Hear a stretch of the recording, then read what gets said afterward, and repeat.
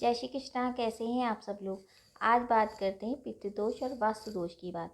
आपने सुना है कभी पुराने ज़माने में कि पितृदोष हो गया है या वास्तु दोष हो गया है और वास्तुशास्त्री ने आके प्रॉपर तरीके से आपका घर को बनाया है?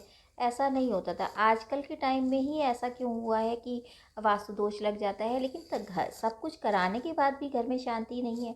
देखिए, इसकी वजह ये है, हम जब भी पितृदोष और वास्तु दोष की बात करते हैं तो बोलते हैं शंकर जी की पूजा करिए, शंकर जी को जल अर्पित करिए, क्योंकि डायरेक्ट संबंध इन शंकर जी महादेव का ही होता है। अब क्या होता था पुराने ज़माने में, जब लोग शंकर जी को जब जल अर्पित करते थे तो घर से मटके में से पानी लेके जाते थे। उसका क्या रीज़न होता था, क्योंकि घर का जो पात्र होता है, जो मटका होता है, वो होता है पितरों का स्थान। और जब घर से सारा जल लेके जाते थे, मतलब घर में से जल लेके जाते थे, तो सारा वास्तु दोष उसमें आ जाता था।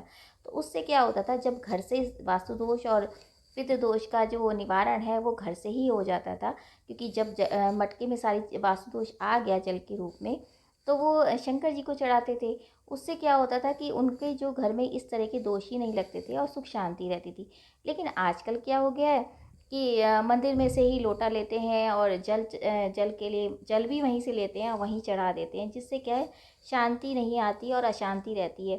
तो सही तरीका यही है कि आप घर से जल लेके जाइए अपने पात्र में उसको, और शंकर जी को चढ़ाइए बेलपत्र के साथ। साथ साथ आप जैसे थोड़ा सा जल बच जाता है तो वो अपने, मतलब 8-10 बूंदें भी बहुत होंगी, अगर वो थोड़ा सा रह जाता है तो वो अपने ऊपर डालिए, मतलब अपने ऊपर जब आप चढ़ा लें तो उसको छिड़क दीजिए। उससे आपके घर में भी शांति रहेगी और आपको किसी भी प्रकार का वास्तु दोष या पितृ दोष का सामना नहीं करना पड़ेगा।